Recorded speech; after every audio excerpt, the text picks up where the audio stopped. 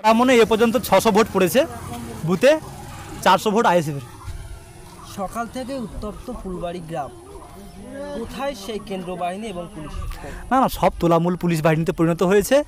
এখানে কেন্দ্রীয় বাহিনী আর সেন্ট্রাল ফোর্স বা আপনার নির্বাচন কমিশনের ফোর্স বলুন, যাই বলুন, সব ওই চটি পুলিশের দলদাস। চটি পুলিশ যতক্ষণ পর্যন্ত নির্দেশ না দেবে ততক্ষণ পর্যন্ত ওরা এক পাও কোথাও বলবে না। ওরা বাদাম খাচ্ছে, মদ খাচ্ছে, ওখানে মাংস খাচ্ছে, ওরা কোথাও খুঁজে পাবেন না। আমরা দেখলাম যে আপনারা মহিলা যে ক্যান্ডিডেট তারা পুরো আক্রান্ত, যেখানে মহিলা আক্রান্ত। ওরা বলছে আমি মরে যাব, কিন্তু আইএসএফকে ভোট দিয়ে ভোট কেন্দ্রেই মরবো, কিন্তু আইএসএফ দিয়ে ভোট দেবো। ওদের এই উচ্ছ্বাসকে, এই উদ্যমকে আমি কুর্নিশ জানাই, স্যালিউট জানাই, এবং সেই স্বার্থে আমার জীবনকে পরোয়া করে, জীবনকে বাজি রেখে আমি এই কেন্দ্রে আছি। আমার যে কোনো মুহূর্তে এখানে মৃত্যু হতে পারে, তারপরেও কিন্তু এদের এই যে আবেগকে, এদের এই যে ভালোবাসা, আপ্রাণ উদ্বেগকে আমি শ্রদ্ধা সম্মান জানিয়ে আমি যেতে পারছি না। এখানে কতক্ষণ থাকবেন আপনি? আমাদের সমস্ত ভোটকর্মী আজ কিছু বাকি আছে ভোট করাতে, সামান্য কিছু ভোটটা হয়ে গেলে আমাদের ভোট শেষ। এখান থেকে আমাদের জিত নিশ্চিত, আবির মেখে চলে যাব। আবারও যদি আপনার উপরে আক্রমণ করে তৃণমূল, আক্রমণ তো করেই চলেছে। কাল রাত থেকে আক্রমণ চলছে, রাতে আক্রমণ হলো, সকালে আক্রমণ হলো, দুপুরে আক্রমণ হলো, এখন আক্রমণ হলো, দফায় দফায় করে চলেছে। কিন্তু ষষ্ঠটা আমার প্রাণটা রেখেছেন, তাই আমার প্রাণ যাচ্ছে না। হয়তোবা আমাকে লোকসভায় যাওয়ার জন্য রাস্তা তৈরি করছেন, সেই কারণে এত বাধাবিঘ্ন আসছে আমার। আমি এসব সমস্ত বাধাবিঘ্নকে অতিক্রম করে যেতে প্রস্তুত আছি। আমরা দেখলাম যাদবপুর লোকসভায় একাধিক জায়গায় বিজেপি এবং সিপিএম এর এজেন্ট আছে, সেখানে তাদের মারধর করা হচ্ছে না, শুধু আইএসএফ টার্গেট করা। আইএসএফ তো একমাত্র বিরোধী দল। টিএমসি, সিপিএম, বিজেপি সবই তো এক মায়ের সন্তান, সবই আরএসএসের সন্তান।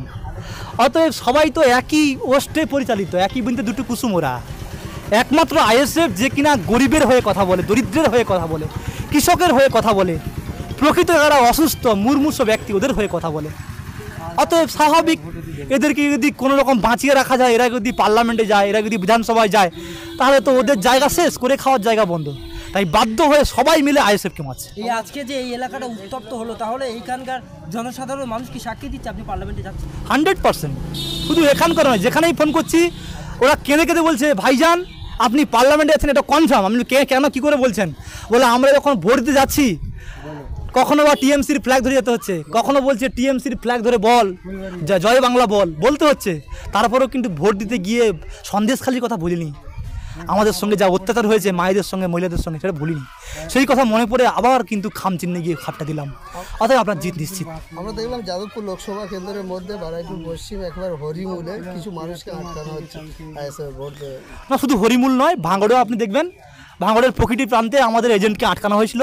আমি সারা রাত কঠোরভাবে যুদ্ধ চালিয়েছি পুলিশের সঙ্গে। পুলিশ অলরেডি বোবা হয়ে গেছে। পুলিশকে বলছি, আপনি কোন কেসে আমাদের এজেন্টকে আটকাচ্ছেন? অ্যারেস্ট মেমো দেখান, আপনার ফটের নোটিশ দেখান, আপনি কোথা থেকে নিয়ে এসছেন, কোন কাগজ তা দেখান, কোন কমপ্লেনের বেসিসে। পুলিশ কিন্তু দেখাতে পারছে না। পুলিশ নির্বাক দর্শকের ভূমিকা পালন করছে। এই চটি পুলিশকে, এই রাজ্য পুলিশকে ঘৃণা জানাই, থুতু ফেলি আমি এদেরকে। এই রাজ্য পুলিশ যতদিন থাকবে এই মানুষ কখনো শান্তি শৃঙ্খলা পাবে না। সাধারণ মানুষ থানায় গেলে ওকে কুকুর এবং গরুর মতো আচরণ করা হয়। ওরা ভোট দিতে যাচ্ছে, নিজের ভোটটুকু দেবে, সেখানেও কুকুর আর ছাগলের মতো আচরণ করা হচ্ছে, বাঁশ দিয়ে পেটানো হচ্ছে পুলিশের সামনে। পুলিশও বেতের বাড়ি মারছে। এই বিষয়টা নিয়ে কি ইলেকশন কমিশনারকে জানিয়েছেন? অলরেডি জানিয়ে ফেলেছি, নির্বাচন কমিশনকে জানিয়েছি, আমার যাদবপুর পুলিশ অবজারভার ওনাকে জানিয়েছি। সেই সঙ্গে সঙ্গে যত পুলিশের হেডকোয়ার্টার ছিল এক ধার থেকে সব জায়গায় মেল পাঠিয়েছি।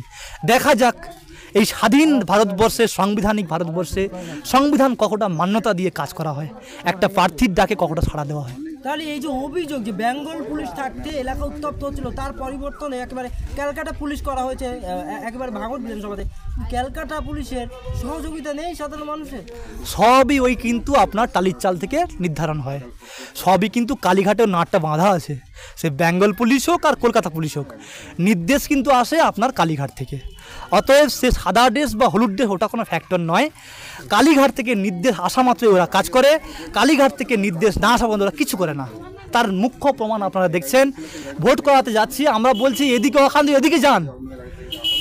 আইসি সাহেব ফোন করছেন কাউকে, বলছেন সাহেব যাবো, সম্ভবত ওখান থেকে কী বল যায় না, উনি সঙ্গে সঙ্গে ফিরে চলে গেলেন।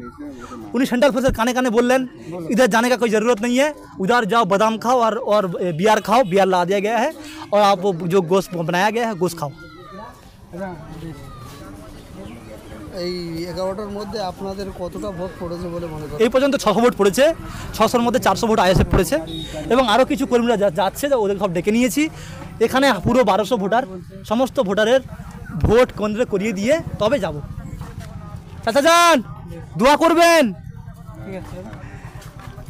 আপনার যে দোয়া ছিল সকালে, সেই দোয়া আল্লাহ সাহায্য দিয়েছে, তার জন্য কেমন ভোট হচ্ছে আপনাদের এখানে?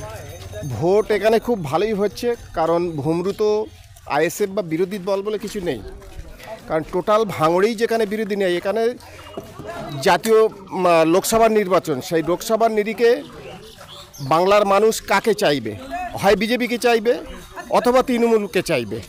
যেহেতু তৃণমূল এখানে শাসক দল, সেখানে যাদবপুর লোকসভা কেন্দ্রে আমাদের প্রার্থী সায়নী ঘোষ।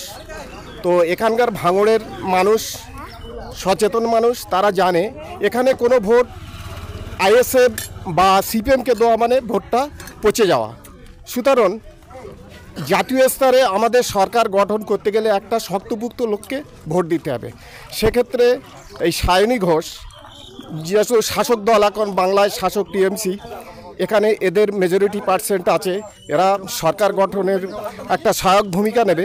সেখানে এই ভোটটা তৃণমূলের পক্ষে দেবে। ভাঙড়ের মানুষ সেটা একটা ভুল বুঝে 21 সালে আইএসএফের দিকে ঝুঁকেছিল, এখন সমস্ত ভোটটাই আবার ব্যাক করেছে। আর সিপিএম কোনো তো অস্তিত্ব নেই, বিজেপি টিম করছে। পরিসংখ্যান বলছে ভাঙড়ে ভোট যাদবপুর লোকসভার মধ্যে 7টা বিধানসভায় ভাঙড় একমাত্র হাইস্ট লিড দিয়ে 80 থেকে 90 হাজার কি 1 লাখও পৌঁছে যেতে পারে, এরকম একটা ভোট আমাদের। আমরা যতটা জানি যে আপনাদের যে বুথ আছে, এই বুথে যে মেশিন আছে, সেই মেশিনটা কিছুক্ষণ আগে খারাপ হয়েছে। মেশিন খারাপ হয়েছে, ওটা যারা ভোট করতে এসছে তাদের ব্যাপার। মেশিন ঠিক হয়ে গেলে আবার ভোট শুরু হবে, কারণ মেশিন তো খারাপ হবেই, কারণ ম্যাক্সিমাম ভোটটা তো টিএমসি ভোটে বটমটাই চেপে গিয়েছে। আমার কাছে যে খবর আসলো, আমরা যাচ্ছি, ওই বটমটাই চেপে গিয়েছে, মেশিনটা বিকাল হয়ে গেছে। আবার কিছুক্ষণ পরেই মেশিন নতুন আসবে, সেটা এসে ভোট শুরু হবে। এই ভোগালী অঞ্চল একেবারে কালকের থেকে দেখছিলাম বানিয়াড়াতে কিছু গন্ডগোল সৃষ্টি হয়। তখন এখানে একটা উগ্র